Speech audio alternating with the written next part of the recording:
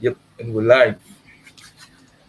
Hey guys, welcome back to Critical African Thinkers. Here back again with another lead conversation with Chloe, and this is a conversation we do every other Friday. So if you're just joining the stream, kindly like and subscribe to this channel or share the content of this channel. And you can also be a part of our Discord community. I'll put the link in the description box below. And you can support this channel by becoming a patron, or you can support the stream with super chats or super stickers as the conversation proceeds. So now that I've gotten that out of the way, how are you doing, Chloe? I'm doing pretty good. How are you? I'm good. Same. Work and life and everything in between. Yep. Yeah. So I was just musing about what we're going to talk about today, and it just occurred to me. I've been having thoughts about cultural appropriation for quite a while, and I thought, okay, this might be a good time for us to talk about something like this. I mean, I remember a few years ago there was this uproar against Bruno Mars, who was accused of appropriating black music culture and all that. Many other people have been accused of cultural appropriation and things like that. So I wanted to have this discussion with you. What are your thoughts on cultural appropriation? Can people actually appropriate other people's culture? And is it a bad thing? Is it a good thing? What is culture in the first place, and what does it even mean to appropriate culture? Because these terms at times, when these terms are used, it gets confusing. So let's start from the basics. Let's start from what exactly is culture? What is culture to you?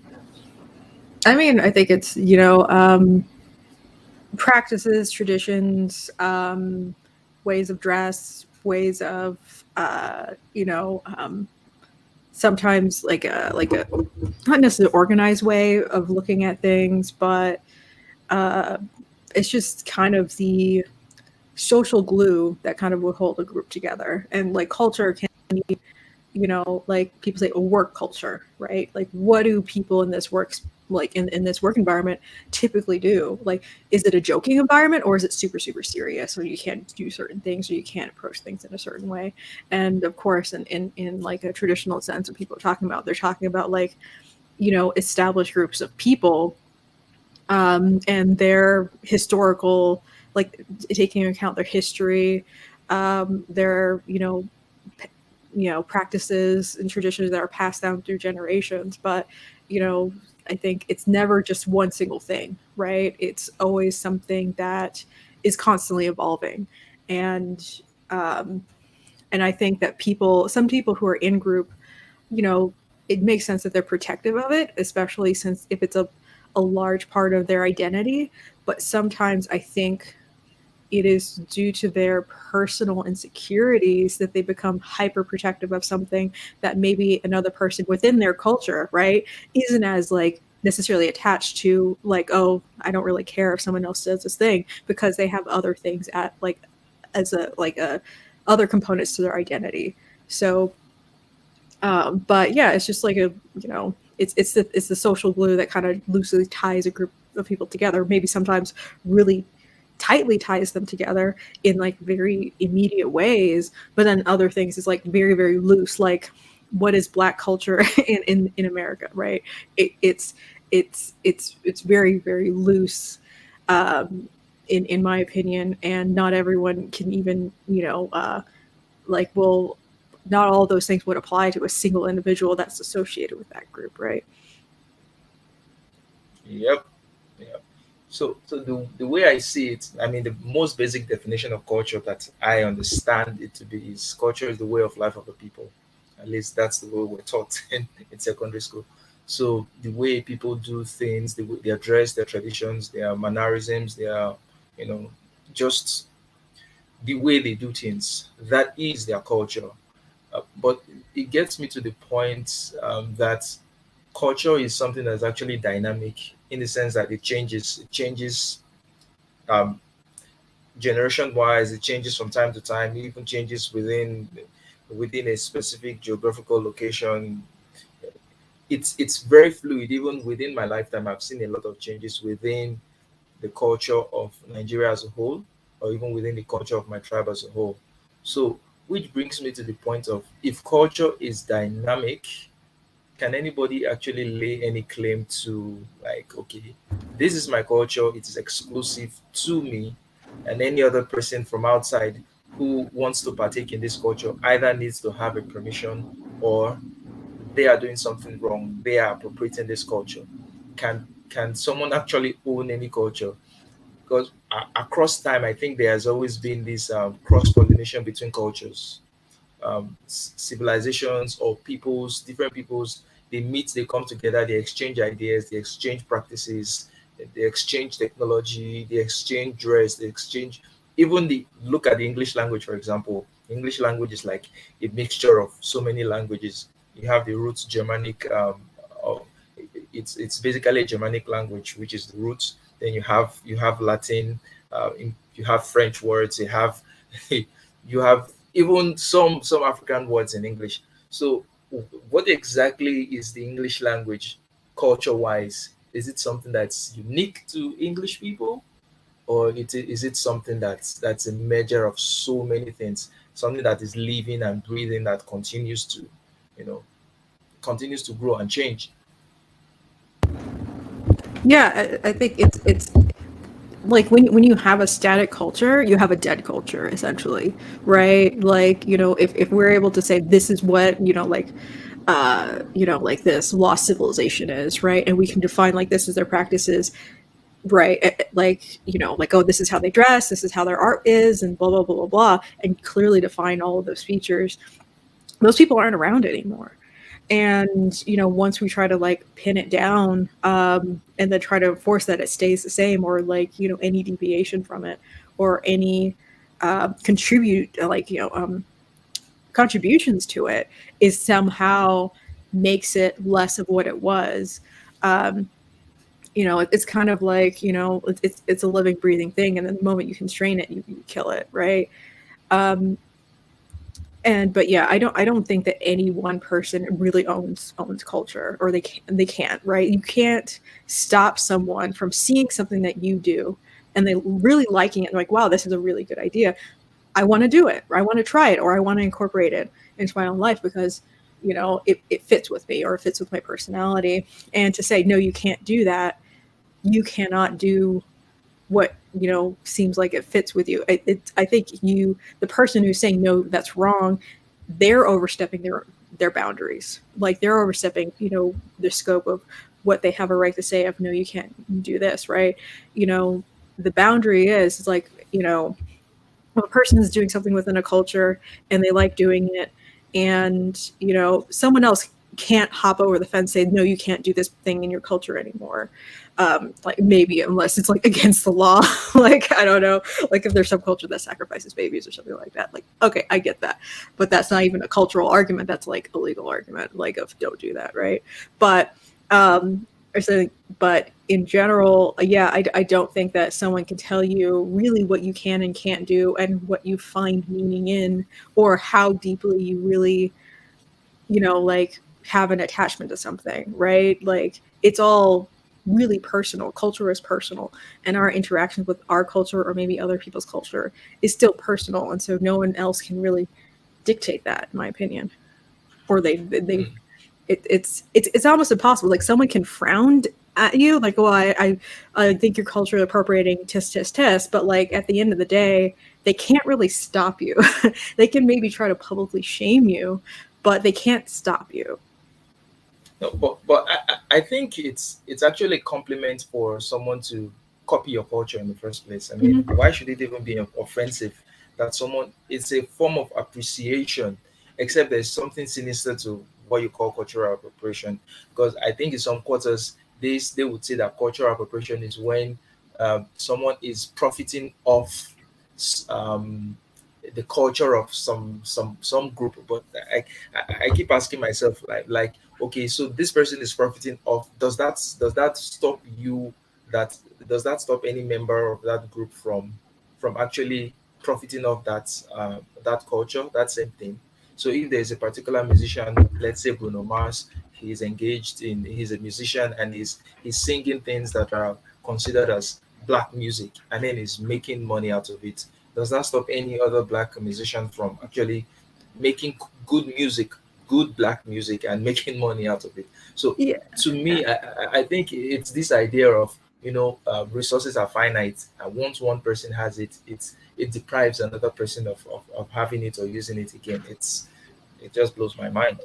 Yeah, and it's yeah, like no one, like, Bruno Mars making that music and basically making an homage to funk, to black musicians, right? Like, why is that a bad thing? Why is him seeing that and really appreciating that and contributing to funk? Because you can say funk musicians in themselves are a culture, and but the membership of that culture is to produce funk music, to appreciate funk music. And in that sense, Bruno Mars has more of a right, because he's actually a part of that culture. And instead of, like a random black person who isn't musically inclined, I would say they have a less of a quote unquote ownership or a participation in funk music because they're not a musician, right? And I think we have to kind of let go of, like, these things are entities unto themselves. Yes, these genres may have arisen out of a very specific um, cultural context or from within a culture, like, within a certain ethnic community, but it becomes its own thing, just like jazz, right? Jazz, any race can produce jazz, right? And any race can contribute to the whole wide spectrum of what jazz is. Like, there's a particular way that Japanese people do jazz. There's a particular way that, like, if you look at, South America, and like how it's like the bossa nova and all that kind of stuff, like they all put their own flavor onto it. And it becomes a larger melting pot in general of like this larger spectrum. And so it's just interesting of how people try to claim ownership of aspects of culture that they have actually no no foothold in, just because the origins of it is somewhat related to people of their similar skin tone, right? Like, I have no ownership over, like, I don't know, like football players, right? There are plenty of black football players. I don't play football, so I can't say if someone white person does something that like these black football players do, oh, your culture appropriating my culture. It's like, no, that's not my culture. And so it's just kind of weird that people try to take ownership of things that they have no direct connection to, but just because, again, people of their own skin tone has a connection to that, like, oh, it's mine too. It's to me, it's just nonsensical. Yeah, I'm seeing a chat here. Eddie is saying that it's a bad thing. So I'm asking him, how is it a bad thing? How is cultural appropriation?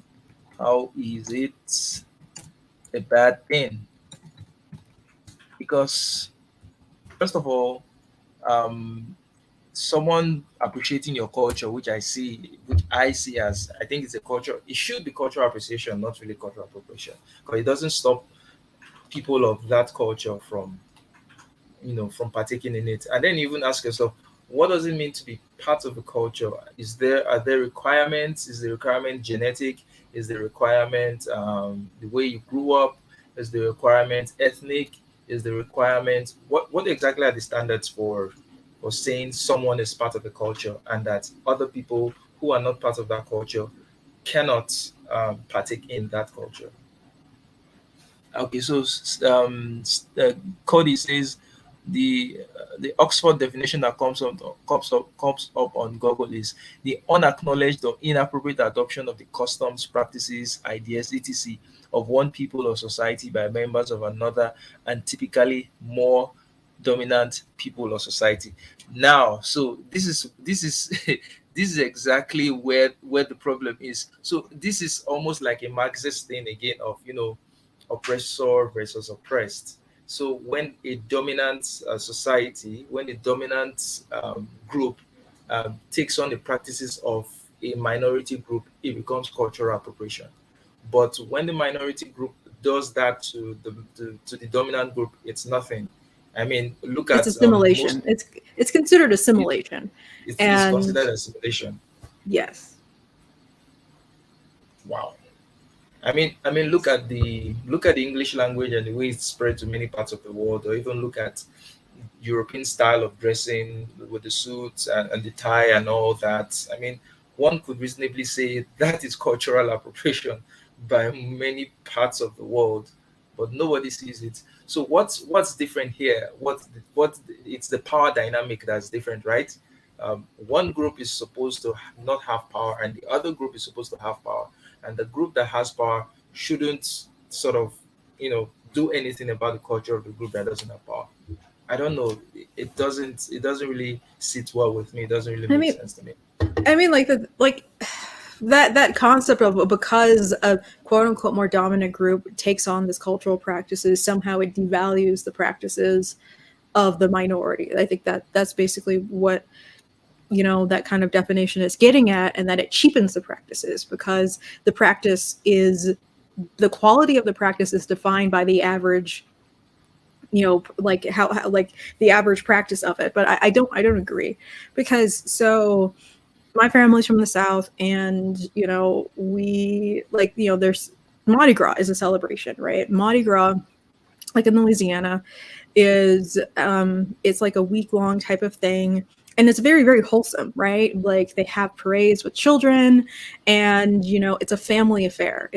But the majority of the majority of the people, I guess, that would quote unquote practice Mardi Gras, and the public perception of it is that it's a debaucherous affair, right? Like, I used to like, at one point, like, I went to Mardi Gras with my family and everything like that, and I had some beads, and then after that, I put the beads in, I hung the beads in my office on the wall, and then I got so many weird looks, and I'm like, I literally got these from children.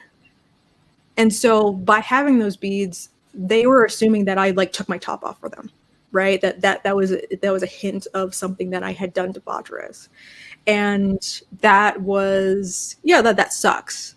And but the thing is that that cultural perception is out there, and there's no, like, who can I sue to get that idea changed? No one. It's an unfortunate thing that has happened within the larger American culture, as um like, versus what the actual real origins of it is. And again, it's also a Catholic holiday as well. So it's like the fact that, like, originally what is the Catholic religious holiday is now associated with debauchery and drugs Mm. and nudity is sad. But, like, you don't really see the Catholic Church saying you are doing cultural appropriation by doing these things and calling it Mardi Gras. And you could, like, there's some battles that you just really can't really fight, right? And what does it, at the end of the day, the fact that people think these things did not cheapen my experience with Mardi Gras. I just probably won't hang the beads in the Mm. office, but like, it doesn't mean that my experience was invalid just because someone else likes to take Molly and get naked on the street, right? When they celebrate Mardi Gras. And it's, it becomes like your practice of it is actually, it's, it becomes like, in a way, it becomes like, like, well, it's like this special thing, right? That you can't really, like, they don't really know about it. And so, people can, like, in terms of, like, cultural appropriation, all that kind of stuff, they become super judgy. Eventually it's like, oh, well, yeah, like, that's the gringo way of doing it. I do it the authentic way. And without that kind of weird, like, dichotomy with, like, the cultural appropriation of, this is the mass produced version of it versus the quote unquote real authentic version of it, people wouldn't actually have that opportunity to be pretty smug. So people can turn it around in general to make it kind of like a positive thing of, like, well, I have the authentic version of it, ha ha ha. So, but it's because it's like, this is a cultural thing. I don't really think that there's anything that we can do about it in general, and I don't really, because we can't really do much about it, I don't really think that it makes sense to try to make it a thing of trying to get people to stop or change or or to guilt people into not, like, I don't know, liking the maybe even the mass produced version, because maybe the mass produced version, it works for some people. It's like, hey, pizza, people like American pizza. Okay, you know, it doesn't really matter if it's not the authentic Italian version, because yeah, the American version kind of does fine for most people. And the only aspect of this argument that would does make sense to me, because I do have a friend who is Native American, but in the sense of intellectual property violations are a real thing, in the sense of, like, there are certain patterns that are associated with particular Native American families. Like, these patterns are actually intellectual properties for the family, and in order for the pattern to be applied or reproduced anywhere, the whole family has to agree to sell that pattern. And there have been instances of fashion designers who just have seen these patterns, and they make dresses with having it walk down the runway, and then a family like a member's like, that's our pattern, they stole our pattern. And it's not necessarily owned by the tribe, it's actually owned by, like, an identifiable family member. So that's why I said, like, it's intellectual property theft. That, in that sense, I think that is wrong. But, like, again, we do have concept of intellectual property that, at least, in the West, we do acknowledge copyright and all those kind of things, and they just need to start making those arguments. But it's unfortunate that, the fashion designer just believe that, Native Americans don't have the concept of copyright, and therefore this is just a free and open pattern that anybody and everybody who enjoys Native American culture can use and take, right? And to devalue their rights over their own intellectual property. All right. So we're going to circle back to that, but let's just let Cody um, say his piece. So Cody, welcome to the conversation. Hello. I feel this is a conversation somewhat important to me as someone that never identified with the culture that they were raised in. I've tried to find a culture that I can feel more at home in, and I've often been fearful of and faced accusations from others of culturally appropriating. And so I find it rather difficult to try to find a found family or community that I can feel comfortable in, because I often fear that rejection from other people, assuming that I'm doing something wrong. And I also think that a lot of the people seem to conflate cultural appropriation with what I think is more accurately would be called cultural the transfusion or cultural exchange, where different cultural groups come into contact with each other, and then members of each adopt the practices of the other cultural group. And when it comes to defining culture, I shared a source in the chat that I thought was helpful, of a figure called a culture wheel, in which it explains the different things involved in what people call culture include greater community, knowledge and stories, language, traditions and rituals, techniques and skills, tools and objects, the arts, food and drink, and values. And I think when it comes to legitimate claims or accusations of cultural appropriation, I think it comes down to when people use tools and objects or techniques and skills or arts in ways that are then obscure the values that different cultures place on those symbols, such as the case of Native American feather headdresses, also called war bonnets. Those are often used by Native American tribes and nations endemic to the plains, so that includes Lakota, Cheyenne, Kiowa. And the significance that comes of wearing that is that each of the feathers put into the bonnet needs to be a gift from a member of your community as a recognition of a honorary or the deed of the or deed that was considered respectable that you had done in your life. So wearing that bonnet is meant to show the prestige that you have in your community because you've been gifted so many feathers by different people. So sadly, when people wear war bonnets, who are not of the cultural background that understands that significance, it spreads misinformation about the purpose that that clothing has. So I think that is important when we address cultural appropriation. We should really be talking more about the spread of misinformation of different cultural practices. And also, and talking about Native Americans, I also remember a quote that's attributed to the Lakota chief Sitting Bull, in which he said, I've advised my people thus: when you find anything good in the white man's road, pick it up, but when you find something bad, or that turns out bad, drop it and leave it alone. I'll have the stipulation that he was speaking in the context of the forced assimilation that many Native Americans were facing during the reservation era. But I think that the spirit of what he says is respectable and should be applied in any case. That if you find a cultural practice that is beneficial to you, then there's nothing wrong in adopting it. And if you're raised with a cultural practice that is harmful to you, there's nothing wrong with abandoning it. Mm, that's interesting. So I want to tackle this point to this comment here by Davat.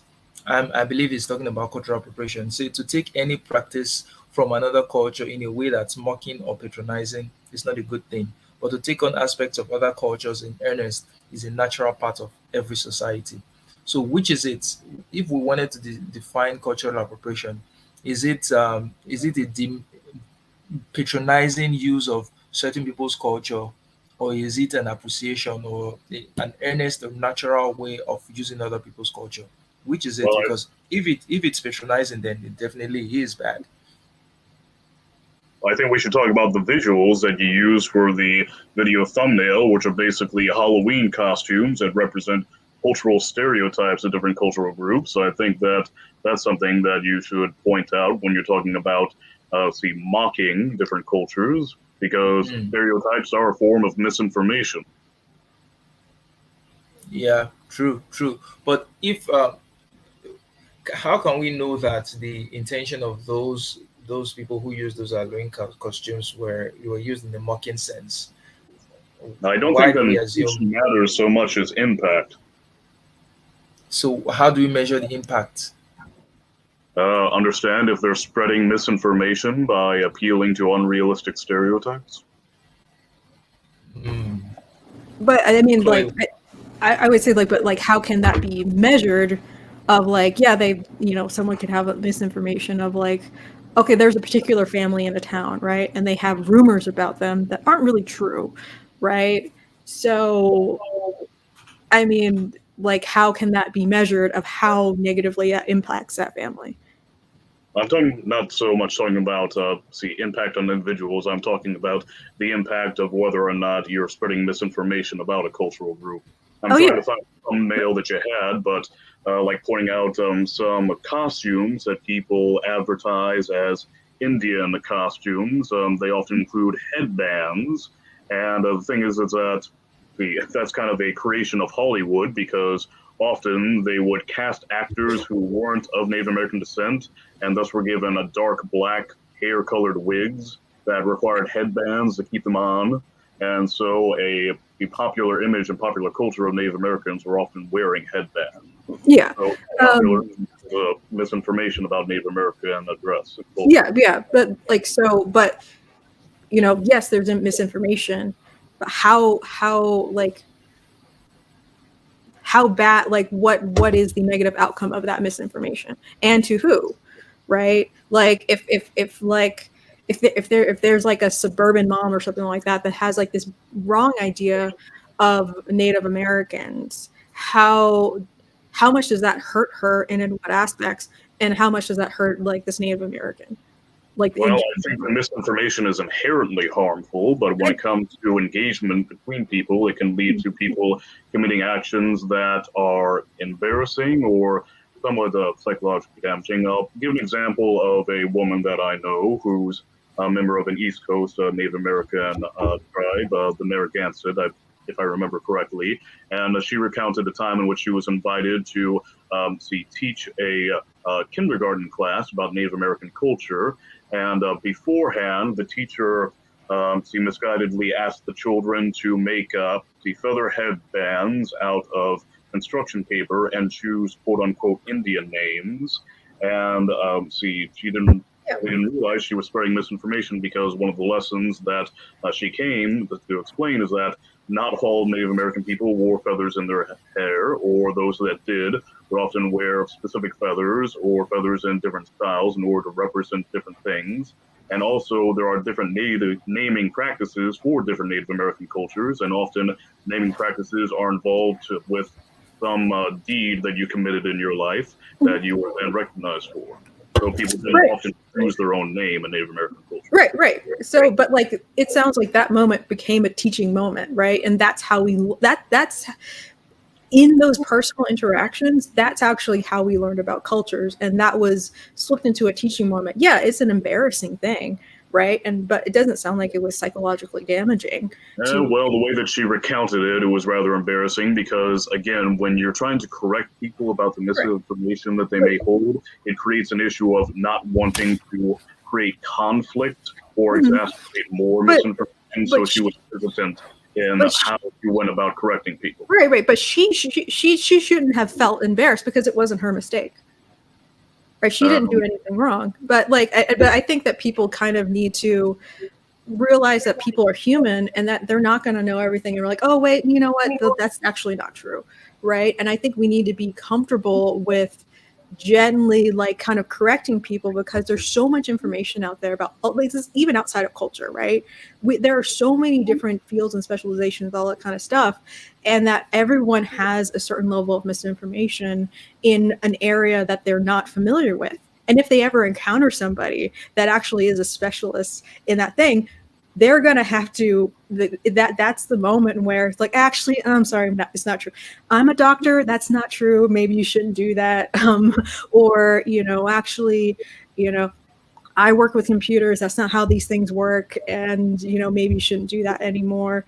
Or like a mechanic finds out that like someone is doing something weird with their car because someone told them that this is how you do things with your car if you hear a weird noise or whatever. And I don't necessarily think that like, yes, culture, that happens with culture, but I think that happens with a lot of things in general. And I think we kind of just need to become in general more comfortable with saying like, uh be okay with being wrong.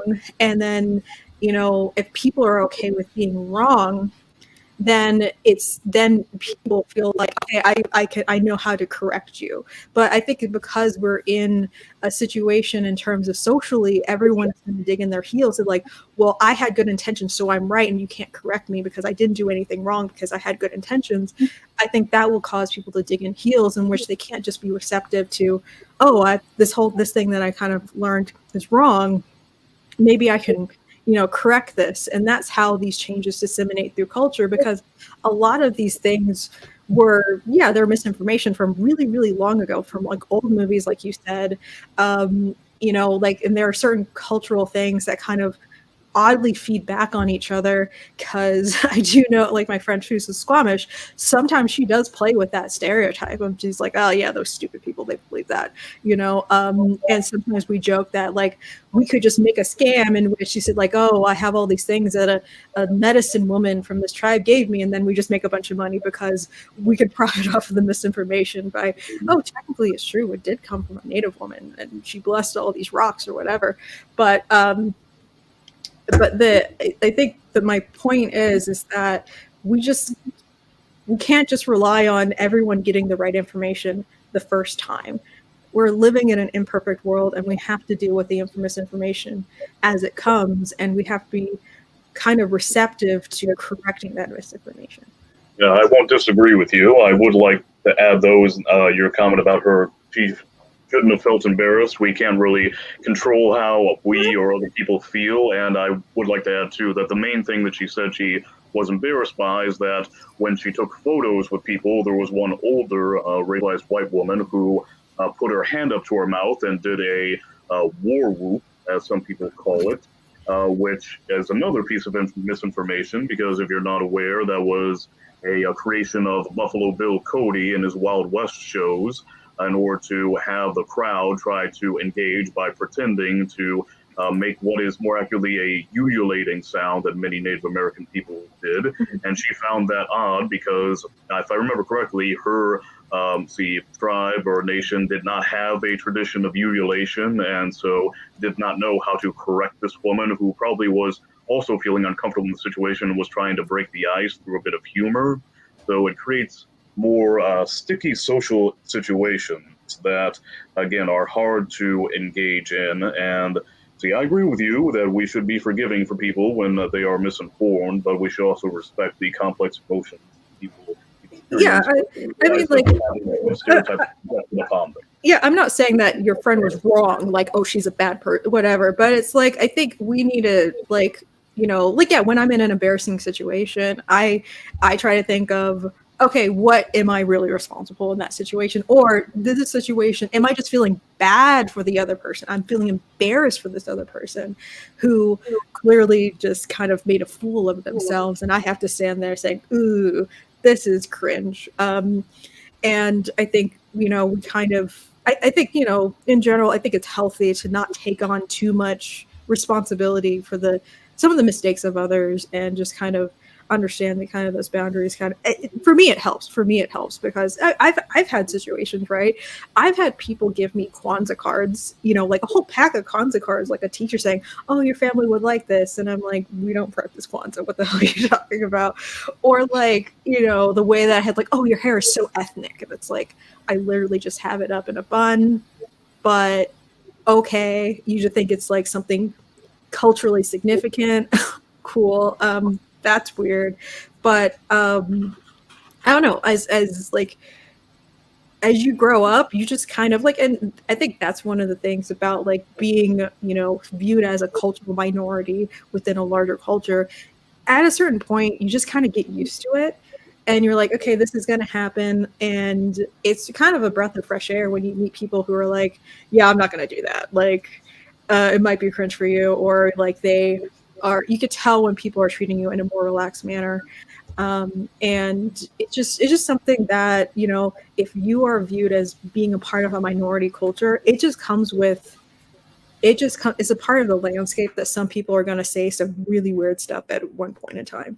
But sometimes I've chosen to view that as, if they're actually trying to ask a question and they're really kind of, by bringing up the topic, they're bringing it up in potentially to be told that they're wrong, but they want to know better, right? I've actually had a boss that actually asked me why there are no black people in Colorado. And asked if it was like an altitude thing. But that's a genuine observation that he noticed, and he brought it up very carefully. He was very tentative, and he's like, is there a reason? Is there like a history? Like, he actually really wanted to know. And there was no other, like, there wasn't a, like, what way can you ask that and have it be completely like smooth and relaxed? Like, he was very brave to actually, because that's where I'm moving to as well. And then there's an opportunity to tell them the history of, the Great Migration, and that there's certain places that kind of just became established, and there are other places that, they're never, became like a stronghold. Like, in the Great Migration, they went west and north, and that diagonal did not include, the Midwest really, or like places like Colorado. So it had nothing to do with altitude. There could be some descendants of exodusters. Hmm? Exodusters. That was a name given to a lot of African Americans who first went to the Western territories after the end of the Reconstruction era in 1877. It took from the name Exodus, such as the exodus of the Jewish people from Egypt in the Bible, and dust, because they were going over the dusty plains of the U.S. Yeah, but like, I think, but the majority of the dissemination out of the South was during the Great Migration. Yep, in the like early mid 1900s. Yeah. So, and then again, it was over multiple decades, right? And then that's how he places like Baldwin Hills and then Harlem, and like they kind of, they went where maybe other family members went, and so there just is. And then also, like, there's some stuff like the Green Book, and people are told, like, don't go here, there are not enough black people. And so it was interesting of like being able to talk about that. But he put his neck out, and he was willing to maybe say something wrong because he wanted to know, right? And so, I could have flipped that around and say, like, how dare you? You're saying that I'm biologically deficient and I can't handle the altitude. But, he was tentative. From a sincere place of curiosity. Yes. And I think, yeah, go on, Charles. I wanted to bring this to the point of ignorance about other cultures. I think I think that happens a lot, but I don't think that that should prevent anybody from representing or wanting to understand other people's culture.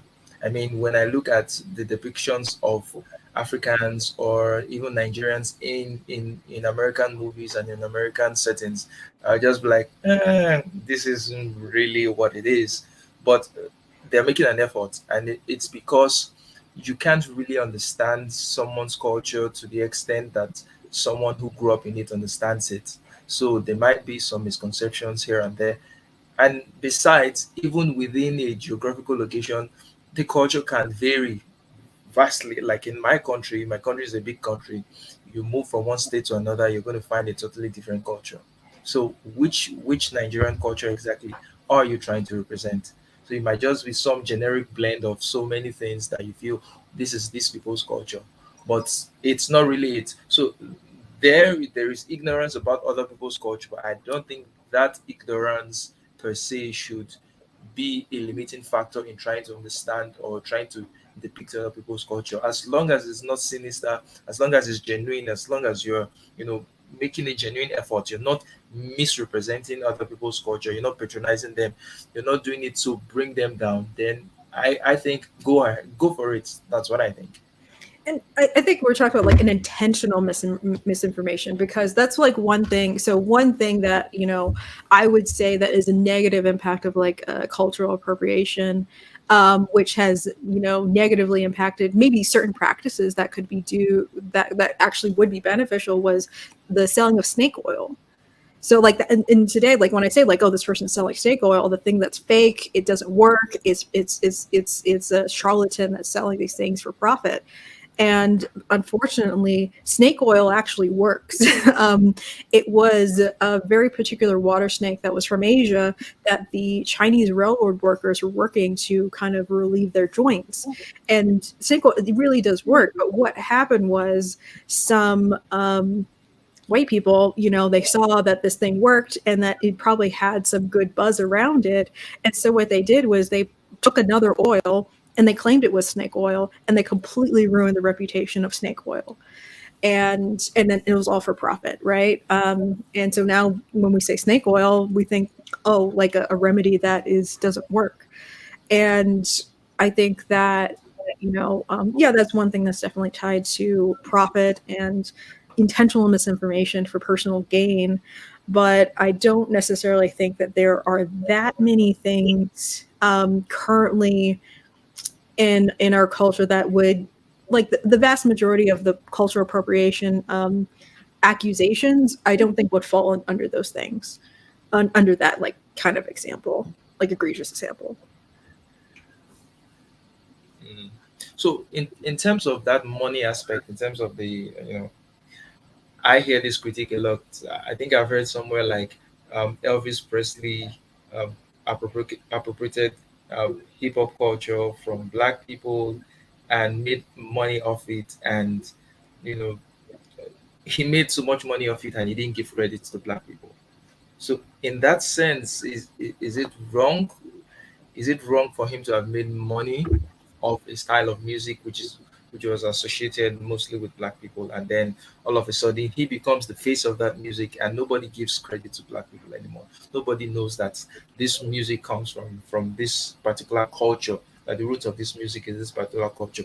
A white face becomes the face of that kind of music. So is that wrong in that sense? Well, at the time maybe, but like right now we all know that story about Elvis, right? Even like Yeah. someone like Eminem, even someone like Eminem acknowledges that type of thing. He's like, I'm like white, I'm like Elvis, right? um Stealing black music or blah blah blah. But like, but for even also at that time there were kind of laws against, like on a white station playing actual black people, right? They made versions of black people songs with white people to be able to play those things. And I guess because, and one aspect of it is because, the white people were majority in the population, yeah, that version of the song probably would get more play than the black version of the song. But yeah, like, that is a that is an example of, yeah, cultural appropriation, I guess. Yeah, and there's different schools of thought on that too, because some would say that the act of someone like Elvis, a racialized white person practicing music that was mainly associated with racialized black people, was a way of legitimifying the cultural practice in the minds of other racialized white people. I remember Daryl Davis expressing that thought in a documentary about him and his attempts of de-radicalizing Ku Klux Klan members. So, but ultimately, like, it did become popular. Rock and roll is a thing, right? But would we prefer to be in a timeline where that music is actually less popular if it was more strongly associated with black people, that like just white people just didn't interact with it at all for the most part? Yeah, I would be unhappy. I'd say that much, or unhappier. So I mean, like, I like, there's, yes, like the I would say yes, the inciting incident of it is, it did come from stealing, right? But I think history kind of bears out. We do acknowledge that theft happened, and black music is more popular than ever, right? Everyone listens to it, and they listen to actual black artists.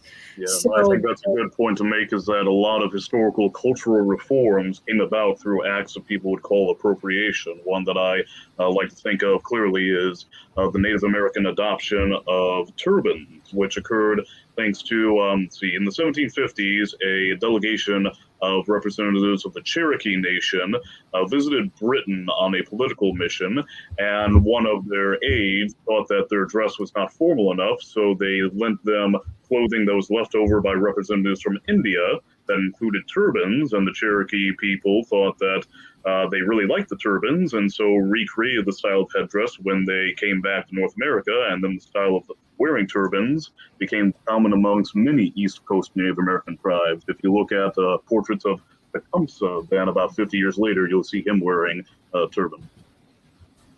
and I think that's a big example, like cultural exchange, right? And you know, it's I like, honestly, I think it's a really cool, like, kind of beautiful thing when I see stuff like that, or like, or when, like, in English we adopt certain words, that there's no other way to say something other than to, we're not going to try to make like an American version of the word, taco or moccasin or whatever.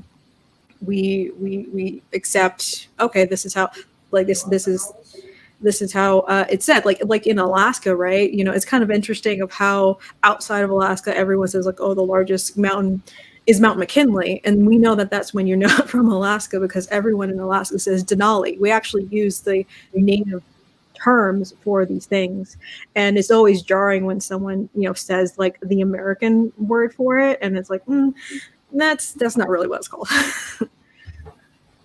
Yeah, so I think that's important when we talk about aspects of appropriation, what the are legitimate and illegitimate, and I know that power dynamics is normally used in the definitions that people give for appropriation, but I think more importantly is misinformation or misrepresentation of things. So, like you said, the difference between the name of Mount McKinley and the native name that you gave, which was what again? Denali. Denali. Thank you. Mhm. And I'm trying Yeah. to bring up a book that I have, see, The Lies That Bind, that Dr. Mason recommended to me. So, yeah, I'm trying to bring up the author's name, but he has a, comment about cultural appropriation in his ending chapter, Property Crimes, that I think others should look up. So please look up The Lies That Bind, Rethinking Identity by Kwame Anthony Appiah.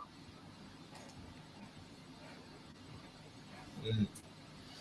Okay, so there seemed to be some activity on the chat line on, like Eddie was asking, what is African culture, and then he breaks it down to what is Nigerian culture, and then he says what is Yoruba culture. I Okay, there are some things that may be generally true for Africans, and there are some things that may be generally true for Nigerians as a whole, and there are some things that may be generally true for the Yoruba tribe as a whole. So it still varies. I mean, what is African culture? Africa is a vast continent from North Africa, which is very close to the Mediterranean, with a lot of influences from Asia, from the Arabs. Their culture is as different from what we have down further down south, as our culture is different from the Europeans. So it's not a monolith. Even within the Yoruba nation itself, within the Yoruba nation, if you go from one state to another, the culture still changes. It still changes. So one cannot say that, oh, this is specifically Yoruba culture. Depends on what you're talking. Depends on the specific thing you're talking about at that point in time. So I think that because culture is dynamic, it's fluid. In fact, this is where we should be talking about social constructions. Cultures are social constructions. They are a Yeah. spectrum. They're not a binary. This is a place where I would agree to all such terminologies. So I think that in the case of Elvis, where he he sort of made money off promoting black music. Now, I would have a problem with it um, if he was making cover of those songs because black people could not get mainstream. They couldn't get their music into mainstream entertainment. Yet he was making covers of black songs and then he was making money off it. I think that would be problematic. On the other hand, it may have also helped to mainstream black music. But you've got to ask yourself, do people recognize it as black music going forward when he has mainstreamed it? Or do people just assume that, okay, this was created by some white guy and then it's now white music? So I think in that place there has to be some distinctions. However, currently I don't think there is that same challenge. I don't think there is a challenge of one group not having the access to actually showcase their culture and profit from their culture, that they now need a dominant, in quotes, dominant racial group to help them break it out. So the dynamics are kind of different in this age as it was then before. Yeah, and I want to share the link that I gave earlier in the chat again, the culture wheel. And I think that by showing that, we should understand that when we talk about culture, we should think of culture as an umbrella term in which many different things are labeled underneath, which include language, traditions, rituals, food, drink, values, etc. So I think that we should then try to like be more specific when we talk about what aspects of culture we mean. And what you mentioned before about the issue of profiteering off of different cultural practices, I find this also to be very important when people talk about issues of cultural appropriation, because a lot of criticism comes about when people make money off of creating and popularizing different cultural practices when they themselves are not descendants of people who pioneered those cultural practices. And I'm afraid, though, that that also then ignores aspects of cultural exchange, because I remember some people criticizing Jennifer Lopez for her music career because they claim that she was profiteering off of adopting different aspects of African American style music, but they didn't realize that she grew up in a community in New York in which there was a lot of cultural exchange between African Americans and Latin American people. That's also I think Aquafina has been accused of cultural appropriation or talking with a black accent, but like hearing how she grew up, that was of course that would be the accent that she would learn. Growing up, I think in the Bronx, not the Bronx, or is it Brooklyn or something like that? Yeah, Somewhere, someone talked about that on the Discord. yeah, and and it's interesting of of like people don't want to acknowledge that yeah people can actually learn and actually really actually invest in a particular cultural practice. So one show that I just like watching like these random like competition shows, and one of the shows is called Forged in Fire, and it's a knife making I've competition. seen episodes.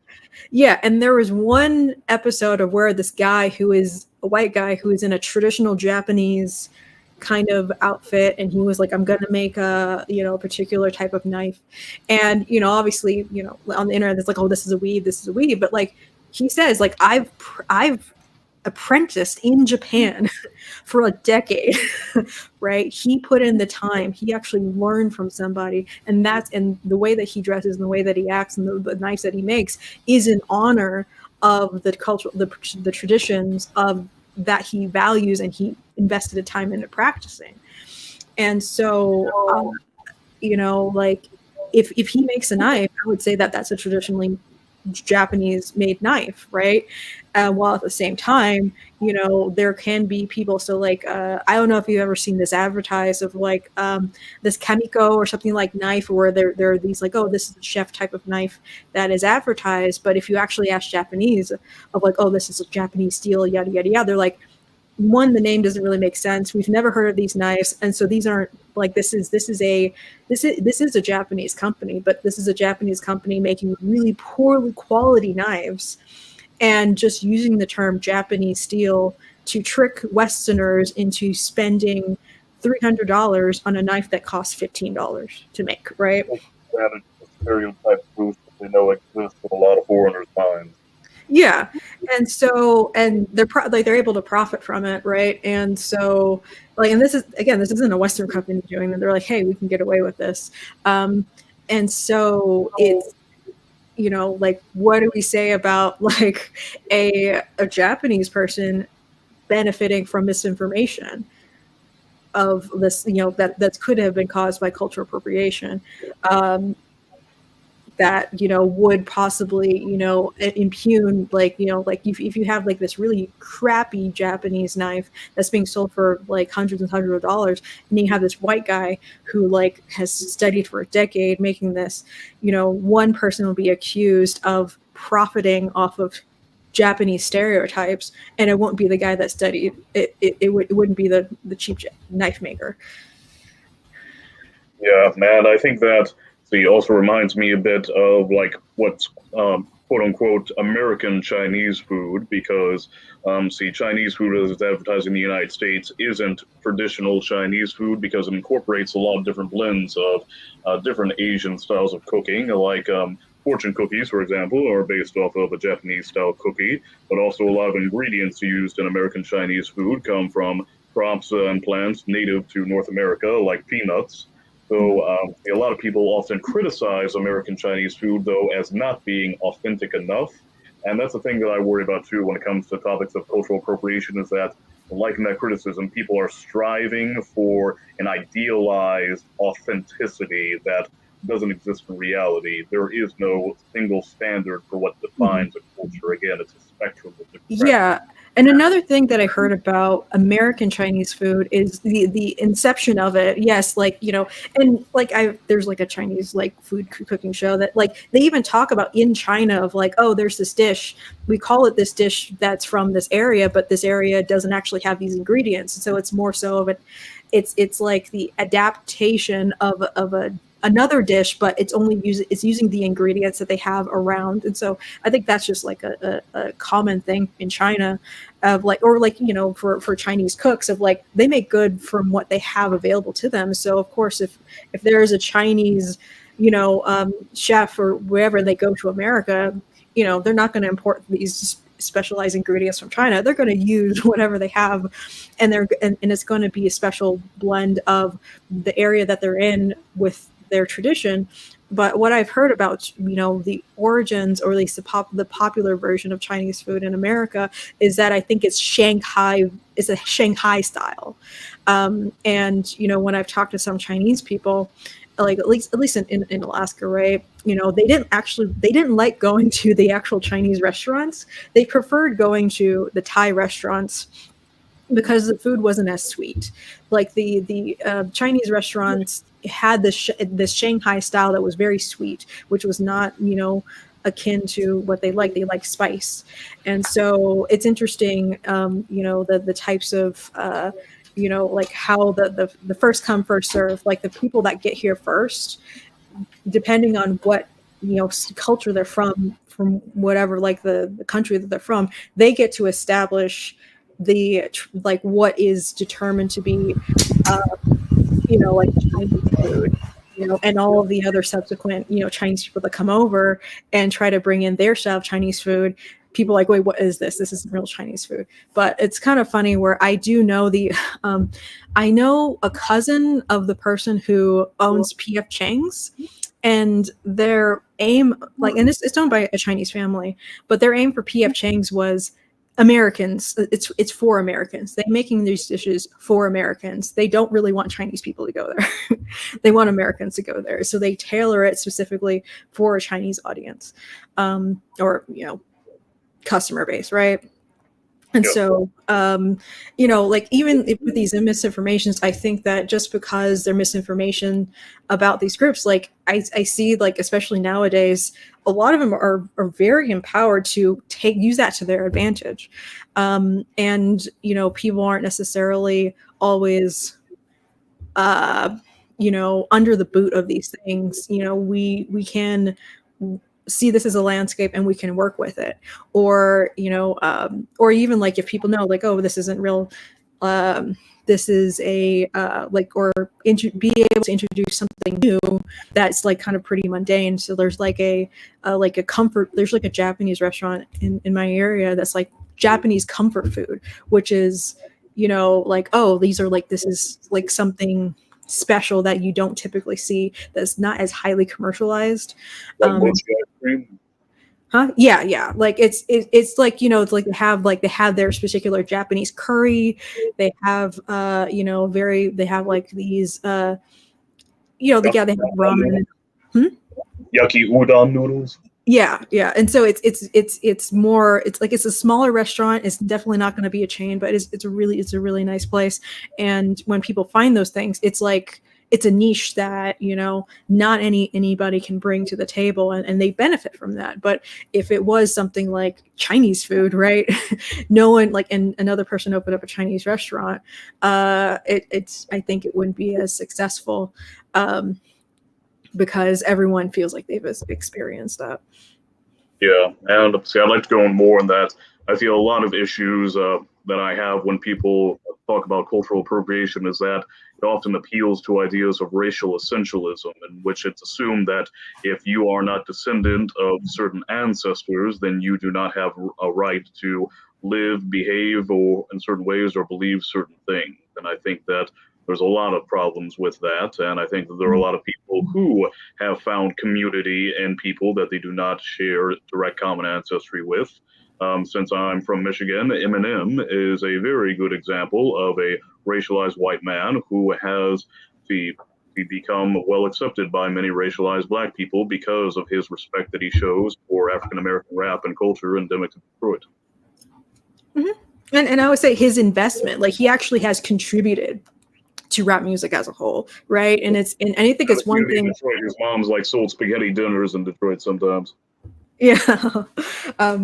And like, because I think it's one thing of when people say Elvis, he just took and took, right? But like, I think it's another thing, like bringing it back around to Bruno Mars, is actually like contributing back, right? And building it up as a whole, and actually making it larger.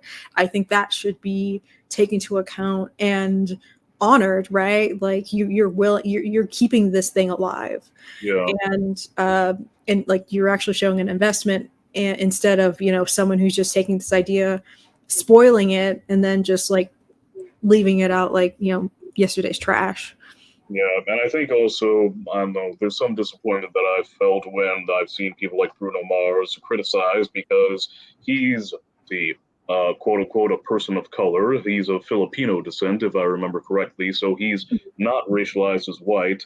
And I find it sad when I see other people who aren't racialized as white be holding it against somebody else who has also dealt with issues of racism, because I think that's an appeal for a lot of African American styles of music, including funk, rap, and jazz, is that they've been used to communicate stories and feelings of mistreatment and oppression, and that's why they become very common across the world.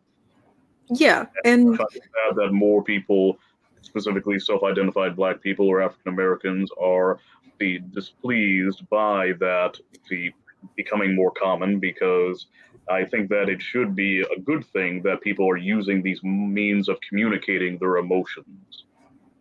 Well, I would push back a little bit that it's a lot of black people that would. I understand that there's probably some prominent black people who might have said those things, but I think when you get down to it, like if I ever ask my mom if she has a problem with Bruno Mars making, you know, downtown funk and finding out he's Filipino, she's like, oh, okay, he sounds like a brother, right? Like Yeah. I she didn't say wouldn't be mad most, about. I just said when I Yeah, have heard some. yeah, but like but something that I've seen, and I think this is this is actually gets into like let's say anime, right? You know, when I see people criticize, you know, like, you know, so-called weeaboos or whatever, it's mainly white people criticizing other white people for being weeaboos, when actual, you know, Japanese people, they don't really care as much. And so sometimes I feel like some people are speaking for these communities of color, so like, oh, obviously, you know, I'm gonna assert that they're offended and I'm offended for them.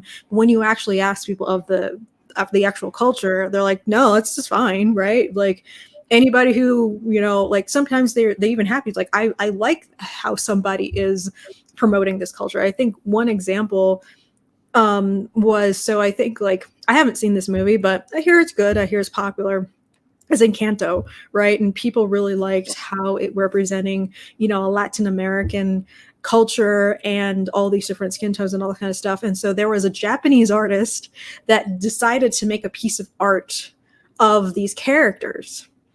And then what happened was a white person came around and completely said that this person was wrong, that this art was bad because they supposedly didn't get the skin tones right, right? Even though it was like kind of a pastel type of tone, like it was mostly in pastel, so it's gonna be slightly lighter, but they're all, you know, showing their different skin tones, right?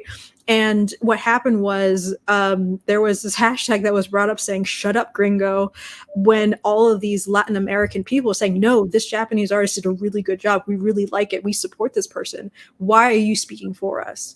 And saying and acting like we're offended. And so it became like a weird Twitter war, in the sense of this person who was not even a part of the culture that claimed was offended was claiming offense and beating, you know, trying to get this Japanese artist canceled for a piece of art that he did out of love. So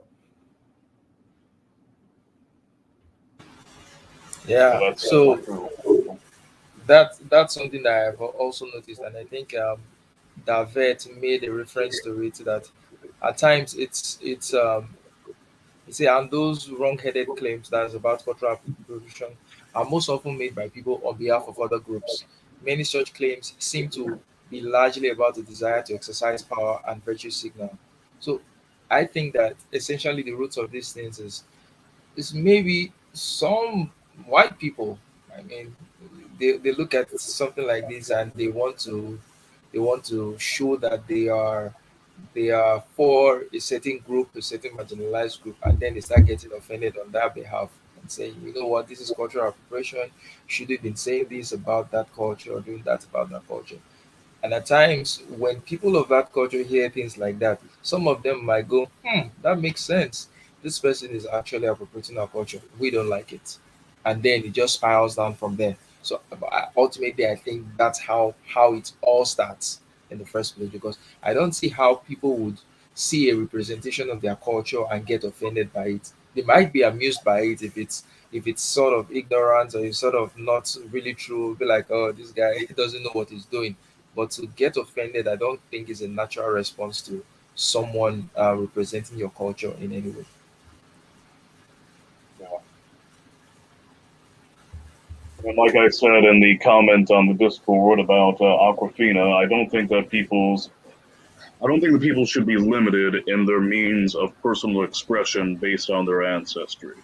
And again, that's why I think that a lot of discussions when it comes to cultural appropriation reinforce ideas of racial essentialism, and I think that that should be abandoned because, again, a lot of people are born into cultures that are unhealthy for them, and they try to do their best to unlearn a lot of the unhealthy beliefs that they were raised with. I can speak to that from personal experience. And so I try to learn from different cultures and create a more eclectic personal value and belief system based on what I learn and how it meshes with my personality and the environment that I live in. Yeah.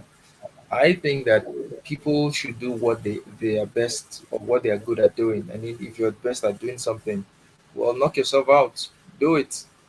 I mean, it, it's always okay. It was said that okay, cooking is a woman's duty and all that, but a lot of very good chefs are actually men. So if we wanted to say you're culturally appropriating a woman's duties, men shouldn't cook. We probably will not have some very good chefs that are men today. But that aside, I think that anyone who can do something very well should go ahead and do it, and they shouldn't be limited by not being part of that culture, except they are being derogatory to the culture or they are intentionally misleading other people about that culture. That's what I think. Yeah. And also, it comes into some other tricky or interesting situations when you deal with people who are of mixed cultural ancestry and who are perhaps descendants of people who have faced cultural genocide. I know there's one person I follow on YouTube who is of Irish Romani descent, and see his family had mostly tried to abandon the Romani cultural practices. Well, he's done a lot in order to re-embrace a lot of those cultural practices, but also he spent time in India and got trained as a yogi in Are, the Hindu religion. are And you are you talking about Yogi Devadas? oh yes, I am. I know him. Yeah. Okay, then yeah, I love him. And see, yeah, he's also gotten trained to be a Hindu yogi. And I know some people would probably claim that he's culturally appropriating, but the thing is, too, is that he counter argues against that by saying that Romani people have ancestry that's tied to northern India. So, in a way, he's more reconnecting with his roots. So again, we need to understand that human history also has a lot of cultural blending and exchange throughout its history, and so see sometimes people can deflect accusations of cultural appropriation by saying, "Well, I have an ancestor who came from such and such, so I'm just reconnecting with that culture." Yeah, yeah, he's talked a lot about that. Yeah, and he also, oh, I forgot what conversation it was. Yeah, like This is a lot on Count Jacula streams. yeah, yeah, I know him too. I visited him in San Francisco. Um, yeah, yeah, and I think yeah, because yeah, for Jacula, yeah, yeah, even though yeah, he's of Chinese descent or like I think his Taiwanese. huh, yeah, Taiwanese, but like yeah, Yeah, his father his was great a his senator from Taiwan, and his mother was a conservative Catholic, racialized white woman from the East Coast. yeah, so his grandfather was the last, I think, like was the Taiwanese ambassador. But yeah, That's what it's kind of raised, and yeah, like because is of Jacula's religious practices. Obviously, he doesn't abide by the whole concept of cultural appropriation, or else he couldn't he's a proud Satanist. disprove this practice. Yes, yes, but also I think he also I mean, like, I think I remember, like, someone was asking about dream time and all of the Aboriginal type of concepts, and some of the deities that he does pray to is yeah are from different cultures. Yeah. I do find it interesting, though, how he and Yogi have talked about just like the psychological benefits that understanding different deities are, because a lot of DVDs from different religions, in a way, represent aspects of human psychology. So I find that interesting when talking about religion with them. But I do remember actually having a conversation with Jacula once about the cultural conversion and exchange, and he said that he didn't think it would be possible because, like, if people of different cultural upbringings have different modes of thinking about things that He didn't believe people would be able to learn by a certain point in their lives, and I'd like to disagree with that. I think that people can learn. It just is a matter of time and effort in the education. And sadly, some people don't always have the opportunities to learn more about different cultures because they cannot find a community of people that are knowledgeable in those practices who are then also willing to teach them. And I Well, find that to be disappointing because I've dealt with that shortcoming in my own experience. and that brings up something I was thinking about of like, in terms of misinformation, and of course, like if you're only learning about a particular type of subculture because of your access, right? Because like let's say you're in a community where there aren't any Japanese people around, so your only avenue of learning what you can about Japanese culture might be anime, or might be, So, the media that Japanese people are putting out, but it might be just as successful as, someone from, an Arab country learning about Americans from Hollywood media, and we all know that, like, ooh, that's not actually accurate. It's a very Californianized. It's not like, any depiction of like high school is like, have you noticed they all have palm trees in the background? It's a very specific I remember cultural. first noticing that in the Goofy movie. Yeah, and so, like, I remember someone asking me about that. It's like, "Oh, is it really that bad in high school?" And I'm like, "Nah, not really." It's like, looks like in these movies and Well, most of the that was my popular media. experience, but each their own. Yeah, well, it seems like, well, like the presentation of it is very specific to, like, at least California culture, where it's extremely vapid, right? And it's influenced by the fact of, hey, if you get seen on the street, you could be in a movie or something like that, so they have a more incentive to be invested in their personal appearance. Not so in Alaska. You're mainly concerned about staying warm, so you're not really going to be showing a lot of leg or body or anything like that. And so it's like they're like, because America is built up of different subcultures, and not all of them get equally represented in our media when it gets broadcasted around the world. And of course, sometimes it's curated, and some parts are even removed, especially like in the case of, trying to get a movie sold in China. They will just so happen to remove all the gay characters because China doesn't want to see those things. I also think it's interesting that a lot of anime is less so a representation of Japanese culture or Yamato ethnic group culture in general, but more representation of Japanese counterculture because a lot of anime involves critiques of traditional Yamato beliefs. So I think it's interesting that when a lot of people try to learn and embrace aspects of Japanese culture from anime, they're very much embracing more Japanese counterculture. Culture. Yeah, I've heard of like the animes that are popular in the West are not popular in actual Japan, in Japan. And so, like, something like, Cowboy Bebop is vastly more popular in the West, because I think in the first episode they didn't like it, like, and the Japanese people didn't like it because it was so dark. And the same reason, like something like The Dark Knight, right, like the Batman movies, the Christopher Nolan Batman movies weren't successful in Japan because they want something more upbeat. And Americans, we like kind of darker, edgier things. And so it does give it's interesting how, because of Westerners' tastes, for those Japanese people who actually might have, like, you could tell, like, even in Cowboy Bebop, they've they love like all these other different pieces of media. They've taken stuff from that they've seen in the West, and they've incorporated in their anime, and it's actually being received very well by the West. And you can see that kind of cultural cycle, cultural exchange that's being appreciated. And without that, they're able to make things and be successful, making things that's more aligned with them and that's not as aligned with the popular Japanese culture. Because if we didn't have that connection, they would be making their art and they would be unsuccessful if only the Japanese people were their audience. Mm.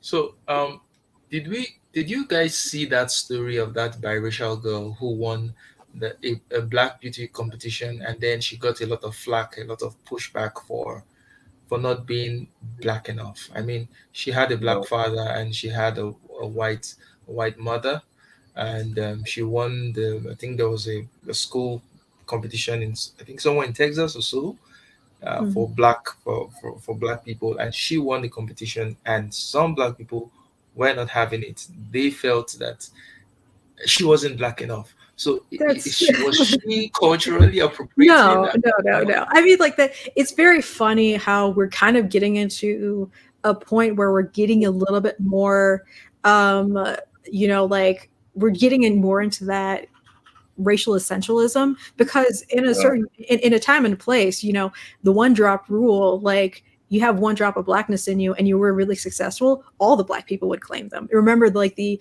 Dave Chappelle race draft, right? And then like people were bidding on Tiger Woods. I mean, Tiger Woods, I think maybe he's like a quarter black, but he's considered We black. give Tiger Woods to the Asians. Oh, he got the Asians. Asians got him. Okay.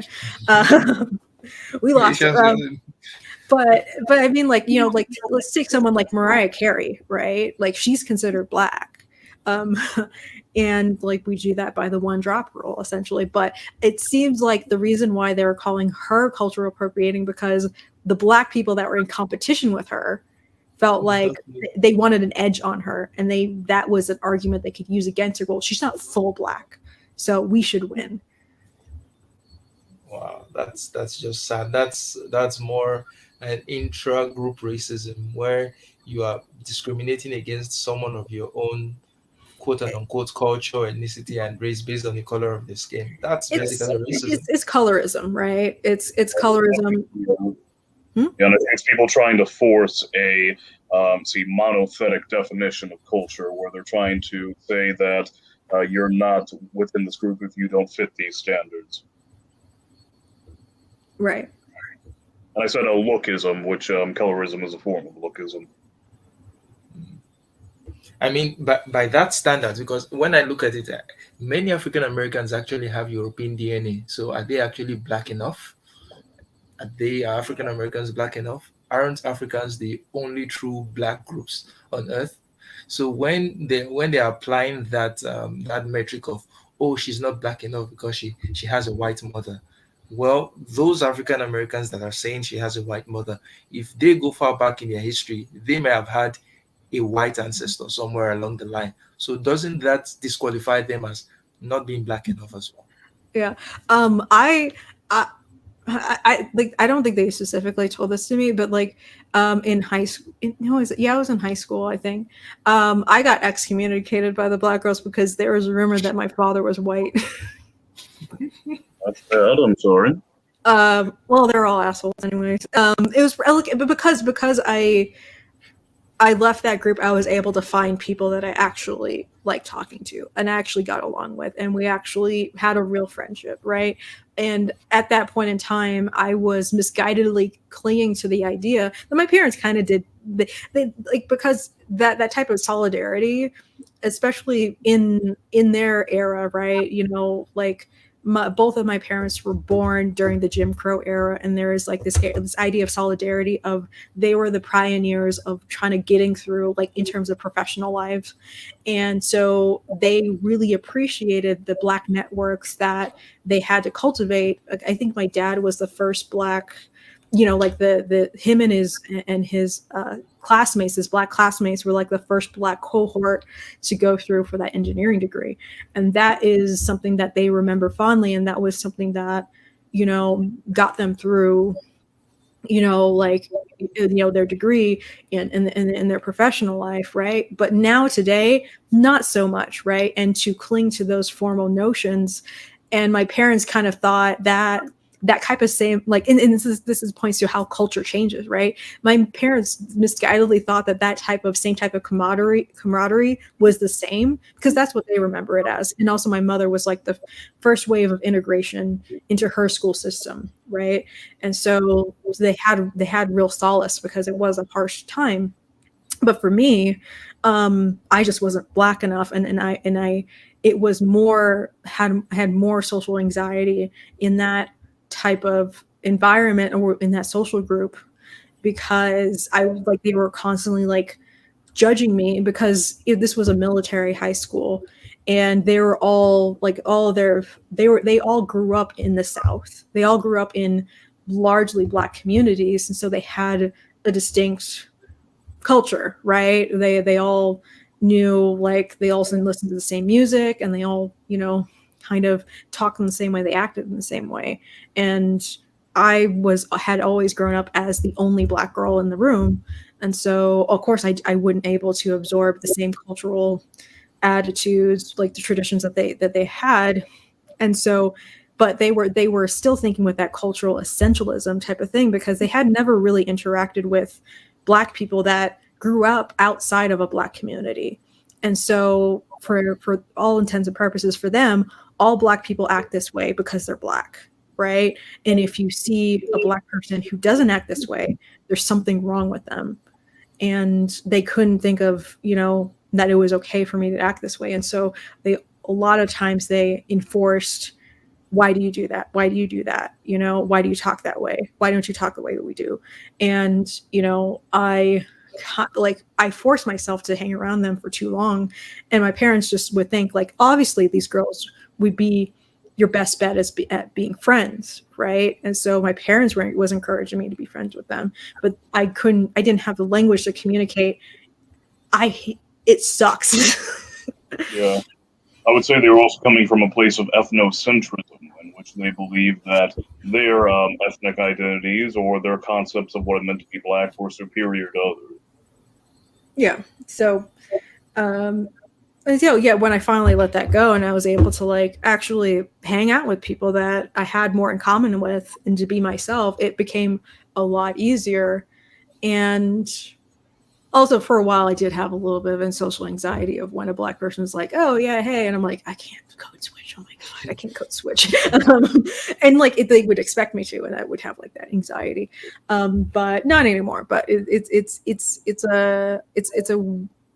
an interesting thing, and going to like the cultural changes between generations, that that was something I couldn't communicate with my parents, because my parents were like, of course, like, if you can't be friends with these girls, like, obviously everyone else, like the friendship with other people would be subpar because they won't like you as much and you won't have a shared culture. But like, I think we have to break out of that idea that we can create culture with other groups of people. Yeah, I want to believe that.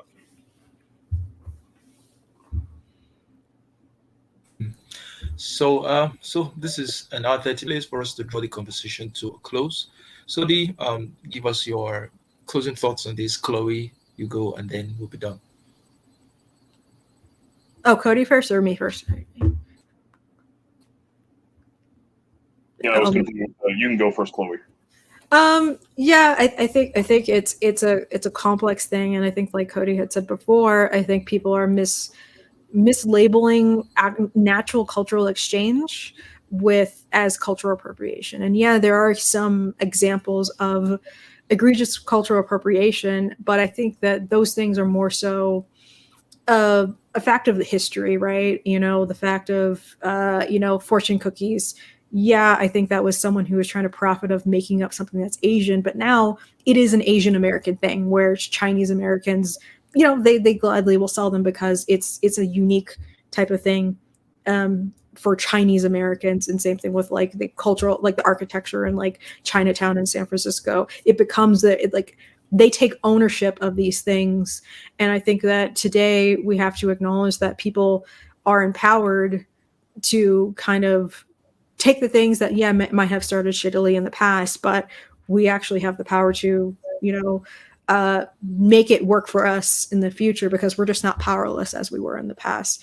And we should be happy when someone is genuinely wants to learn, wants to share, wants to appreciate, even maybe wants to contribute to these cultural practices, arts, traditions, because it only makes it stronger and it doesn't make it weaker. Yeah. And see, I would say that again, try to think more critically about these things, try to understand what people mean by culture. Again, I view it more as an umbrella term that encompasses a lot of different things, like are labeled in the link that I shared. I also recommend looking up that book, The Lies That Bind. I have a lot of mixed feelings about the discussion, because I feel like, people should be able to choose their own culture, because See, me, I knew that I grew up in a culture that was not accommodating to the kind of person that I am, and so I'm still trying to find the community that I fit into. And I think that people should be free to find their own communities and form their own identities. And when it comes to the learning about different cultural practices, beliefs, art, etc., so you try to learn as much as you can about those things as you see find ways to incorporate them into your lives, because I find that a lot of people, when they make accusations of cultural appropriation, it's often done when they see people see incorporating dress or technologies that are also associated with beliefs and morals and values in their culture. So if most people are asking for is just for you to simply educate yourself, I think that that's a legitimate thing to ask of people. So again, I encourage people to continue learning about different cultures and ways of life and philosophy and try to find the things that benefit them the most. Yeah. Thank you, Cody. Thank you, Chloe, for your wonderful contributions. And thank you all for coming to the live stream today. I had fun, and this has been one of the very good ones. Um, so I think you both have made all the you've made all the very good points or the salient points. I would just add that I think people should be more accommodating of other people who are representing their culture, and probably should correct them in love when they see that they are not doing it the correct way, and it shouldn't be taken as a point of offense when someone represents your culture. It actually takes sort of an appreciation of another person's culture to mimic it or to copy it. You have to find something of value in someone else's culture for you to want to do, to want to copy it in the first place. So I think it should be seen as a compliment rather than something to be taken offense over. And so that's the live stream. It's goodbye for now, and I'll catch you in another live stream. So bye, guys. So yeah. Everyone.